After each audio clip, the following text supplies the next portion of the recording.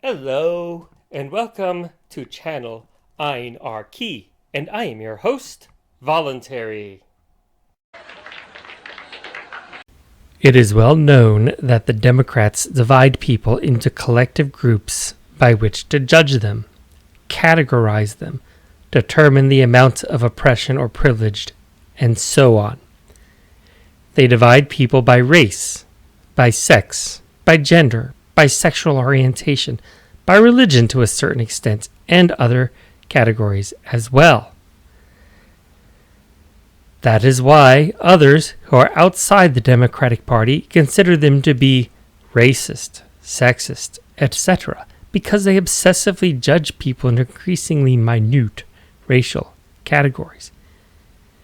In the past, it was white or non-white. Now it is BIPOC. In addition to racial categories with B and I in leading groups, POC in a second group, and white in a third group, they do use gender-based and sex-based classification. What isn't seen as much is that Republicans also create their collective groups, but they don't do so based on race. Their primary division is citizen and non-citizen. There are subdivisions such as legal aliens and illegal aliens. They have their hierarchy based not on race but on citizenship. They also have a hierarchy based on law-abiding and criminal. But for some crimes, people can be redeemed because of the religious nature of many Republicans that allows them to accept repentance and give forgiveness. Based on that, the Republican drive to close the border and remove illegal aliens makes some sense from within their paradigm. They see those who are illegally here and those who are illegally here and want to remove the latter. The former includes citizens and legal aliens. The latter includes non-citizens and criminals. What results is a very interesting consequence. Some people are able to say they are judging by a different standard than I am. Others are not. Democrats are very bad at that, and have shown them to be so on many issues. Since for them race is a primary issue, they assume for everyone else that race is a primary issue. Therefore, they assume that Republicans are using citizenship and legality as code words for race. Meanwhile, Republicans think Democrats are making a confession, thinking that criminal equals non-white. If only it were that simple. When Republicans accuse Democrats of saying, "Oh, you think non-citizen and criminal describes minorities," the Democrats see that as Republicans saying, "You've caught us and are trying to shift the blame." Neither side is talking the language of the other.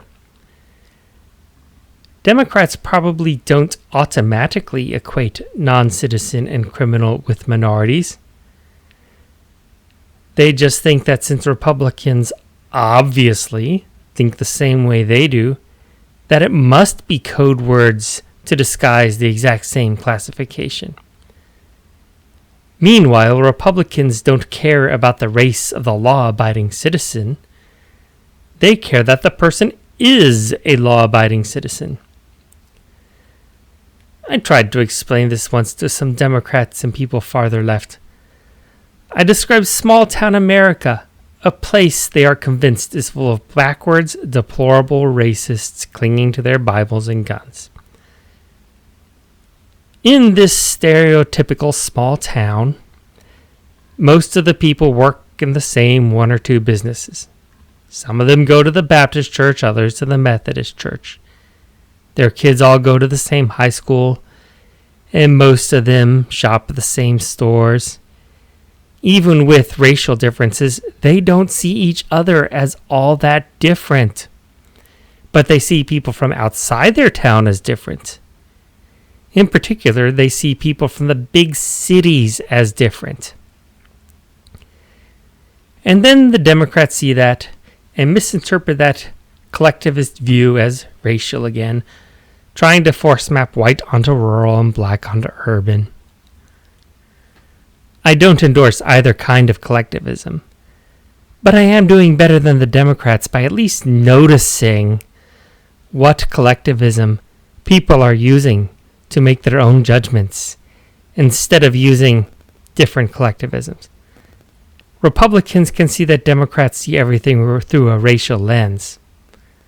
Republicans can see that Democrats don't share the Republican lens of law-abiding versus criminal or citizen versus non-citizen. Democrats cannot see that others don't see everything through a racial lens.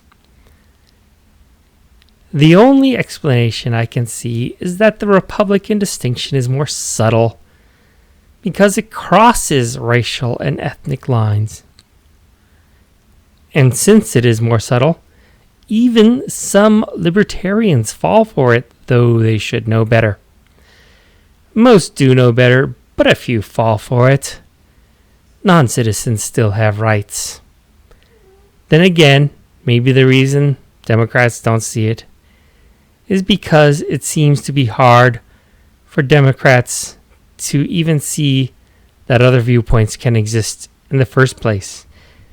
They instead think that everyone agrees with their premises, and they choose different conclusions out of a desire to be evil.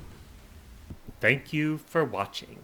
We're now in the double digits for subscribers, and hopefully we will only keep growing. So please like, share, comment, and subscribe to help my channel grow.